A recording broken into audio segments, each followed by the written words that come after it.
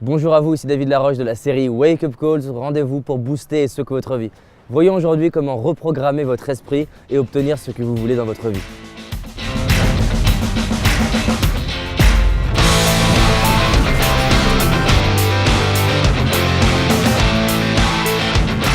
J'entends souvent des personnes me dire oui mais moi j'ai pas envie de me reprogrammer, j'ai envie d'être tel que je suis. Et j'aime souvent leur demander mais ce que tu es aujourd'hui, comment ça se fait que tu l'es? Et souvent les personnes ont un petit filet de bave et commencent à bugger parce qu'ils se réalisent en fait que simplement qui ils sont aujourd'hui est le fruit de leur programmation du passé. Ils sont aujourd'hui le fruit de ce qu'on leur a répété en boucle dans le passé. En fait, on est le fruit de nos programmations. Est-ce qu'on est né avec un accent? Non, on a développé cet accent. Donc on a programmé notre accent. L'objectif de cette vidéo, c'est de vous donner 6 outils qui vont vous permettre de programmer littéralement votre esprit et d'avoir ce que vous voulez dans votre vie. Je vous garantis qu'en utilisant ça, vous allez être surpris à quel point vous pouvez obtenir plus dans votre vie. Les 6 étapes que vous allez découvrir, si vous les utilisez, marchent. Elles sont le fruit des recherches que j'ai pu avoir dans toutes les personnes que j'ai interviewées et étudiées, dont j'ai décortiqué leur réussite. La première chose, c'est que si vous voulez reprogrammer votre esprit, vous devez définir ce que vous voulez. Il faut imaginer l'esprit et le cerveau comme un Google.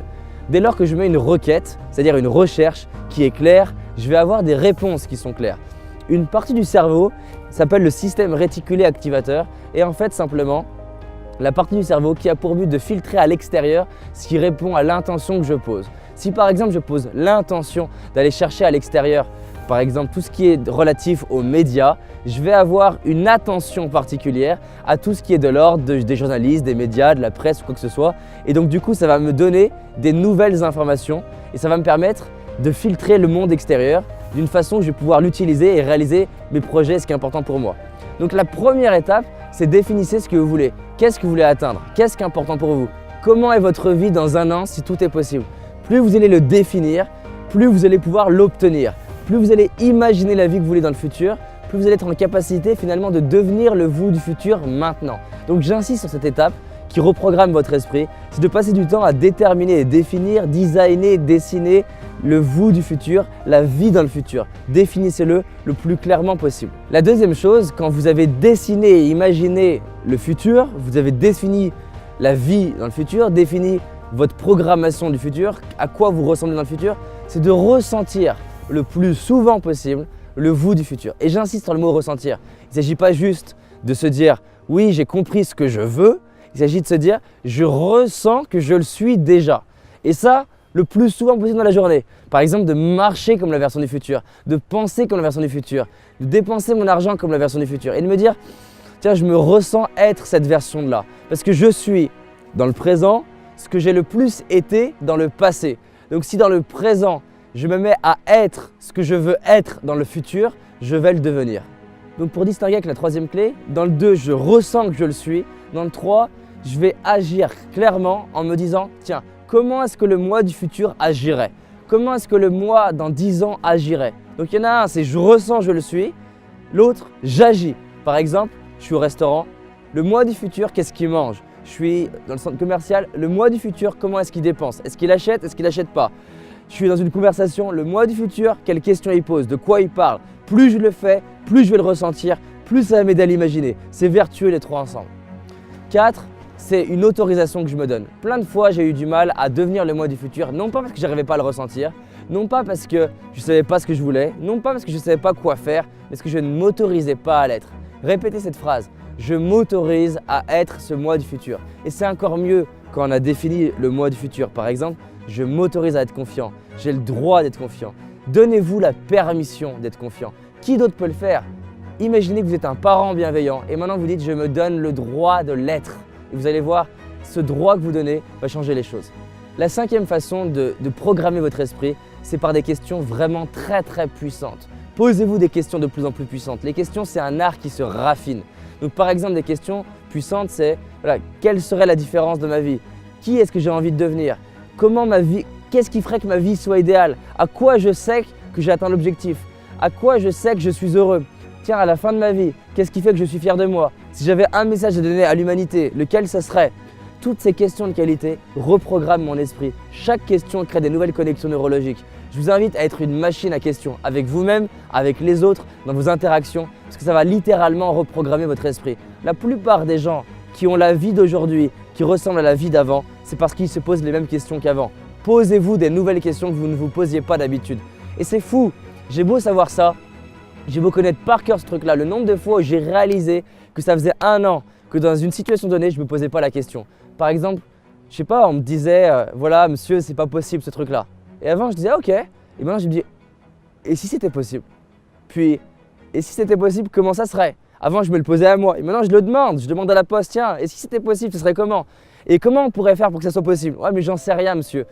Et qui saurait comment ça serait possible? Ou qui pourrait faire que ça soit possible? Toutes ces questions-là, elles sont magiques. Je les connaissais il y a 4 ans, mais plus je les utilise, plus ma vie, elle change. Donc, posez des questions de qualité. La sixième clé, c'est la visualisation. Tesla, qui était un homme illustre et brillant, et je vous invite à faire des recherches dessus, on pourrait d'ailleurs dédier une vidéo à Tesla, passait énormément de temps à imaginer via la visualisation de façon de plus en plus précise pour que ça ressemble à ce qu'il voit.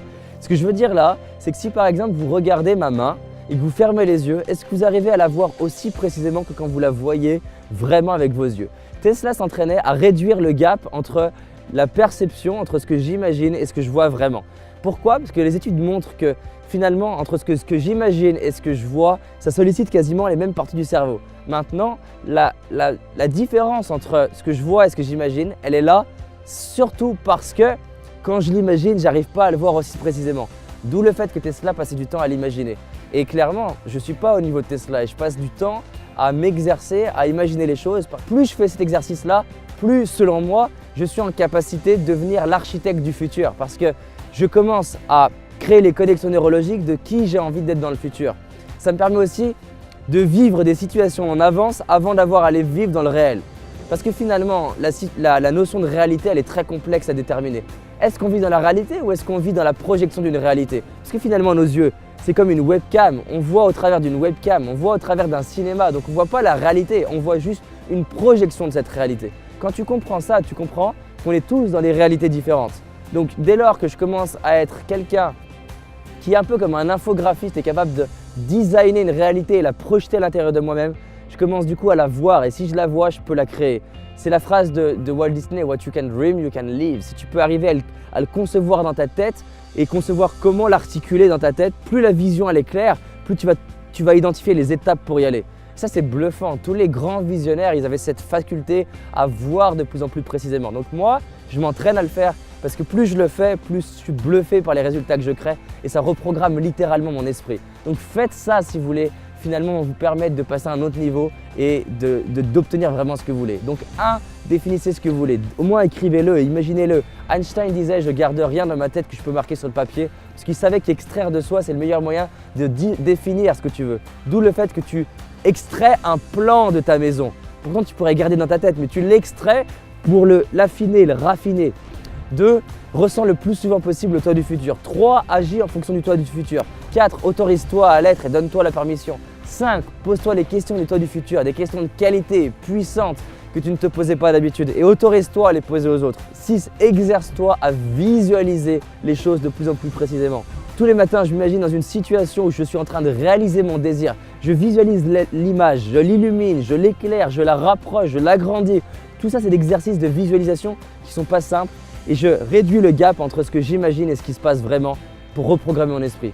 Donc voilà, applique ça en boucle et tu vas voir, tu vas être bluffé par tes résultats. Et surtout, rappelle-toi, on avance ensemble. Et si tu aimes mes vidéos, abonne-toi à ma chaîne YouTube, partage les vidéos et on avance ensemble, encore une fois. Merci à toi.